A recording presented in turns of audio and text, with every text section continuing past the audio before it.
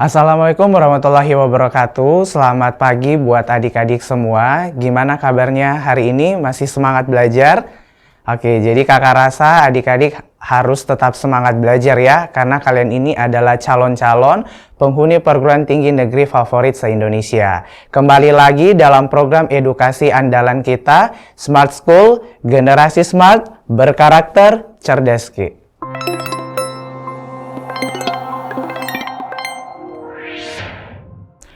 Oke adik-adik, berjumpa lagi bersama dengan Kak Andrean. Tentu saja selama 45 menit ke depan, kita akan kembali belajar untuk materi Bahasa Indonesia UTBK. Dan secara khusus untuk pertemuan hari ini kita belajar untuk subtes pengetahuan dan pemahaman umum. Selalu kakak ingatkan, jangan lupa untuk adik-adik selalu berlatih mengerjakan soal. Karena seperti yang kakak jelaskan sebelumnya, kalau untuk materi PPU sendiri, kalian akan mendapat soal sebanyak 20 soal dan adik-adik harus kerjakan dalam waktu 15 menit. Berarti logikanya untuk satu soal itu tidak cukup kalian kerjakan dalam 1 menit. Makanya sangat diperlukan untuk adik-adik terus berlatih biar blocking time-nya adik-adik semakin baik. Oke, langsung saja kita langsung melihat untuk soal. Nah, soal nomor 2 di sini dikatakan konjungsi yang tepat untuk melengkapi kalimat 4. Oke, untuk konjungsi atau kata hubung, seperti yang pernah kakak jelaskan, harus dipahami dan selain itu harus dihafal juga dari segi posisi dan hubungannya apa. Dan kalau untuk konjungsi kan dia cuma ada 2 posisi ya, ada yang di awal, ada yang di tengah. Ada yang di awal, ada yang di tengah. Ini untuk posisi konjungsi di dalam kalimat. Sekarang kita lihat dulu, dari A sampai error konjungsi tersebut dia menyatakan hubungan apa dan posisinya di mana saja. Oke, untuk bahkan, oke, ada yang tahu bahkan itu dia hubungan apa? Oke, jadi untuk bahkan dia adalah hubungan penegasan. Jadi dia menegaskan suatu situasi di dalam kalimat. Dan untuk dari segi posisi ada yang jadi dia multifungsi, bisa di awal, bisa di tengah. Oke, ini untuk bahkan ya. Terus ada opsi bravo selain itu. Nah, selain itu dia masuknya konjungsi hubungan penambahan informasi.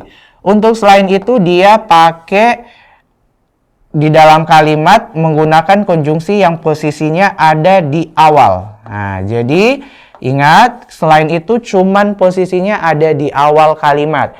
Sementara untuk namun, ini adalah hubungan pertentangan. Oke. Tetapi untuk namun posisinya juga sama, dia cuman ada di awal. Oke. Selain itu ada juga konjungsi tetapi. Sama kayak namun, tetapi dia itu adalah hubungan pertentangan, tapi dalam hal ini posisinya yang berbeda. Kalau untuk tetapi dia itu posisinya ada di tengah. Jadi dia tidak boleh di awal. Selanjutnya yang terakhir ada konjungsi oleh karena itu. Oleh karena itu, dia adalah hubungan kausalitas. Kausalitas bagi adik-adik yang mungkin sudah melupakan atau sudah abu-abu mengingat kira-kira kausalitas itu apa. Jadi adik-adik perlu ketahui kausalitas itu adalah hubungan sebab akibat. Jadi untuk oleh karena itu posisinya juga ada di awal. Oke. Nah, sekarang kita perhatikan dulu untuk kalimat keempat. Oke, coba perhatikan kalimat keempat. Di situ yang dihilangkan atau yang dirumpangkan katanya posisinya ada di awal. Berarti logikanya kita cari konjungsi yang posisinya cuman di awal kalimat. Dan kalau kita lihat di opsi yang tadi, yang di awal itu adalah opsi alpha, bravo, charlie, dan error. Berarti kita pakai sistem eliminasi yang delta sudah bukan jawabannya, karena tetapi itu hanya posisinya ada di tengah. Nah, jadi berarti yang kemungkinan jawabannya adalah Alpha, Bravo, Charlie, atau error. Nah, sekarang kita cek saja kira-kira di kalimat 4 dan sebelumnya itu dia hubungan apa. Sekarang kakak bacakan ya di kalimat ketiga. Di situ adik-adik coba perhatikan.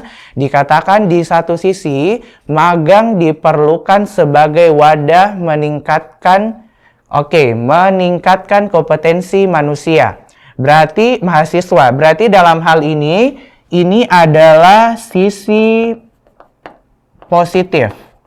Sisi positif dari magang ya, karena dijelaskan magang diperlukan sebagai wadah meningkatkan kompetensi mahasiswa. Tapi kalau kita cek di kalimat keempat, dijelaskan magang rentan merusak pengembangan kompetensi. Di sini ada kata rentan merusak pengembangan kompetensi. Berarti dalam hal ini dia menjelaskan sisi negatif.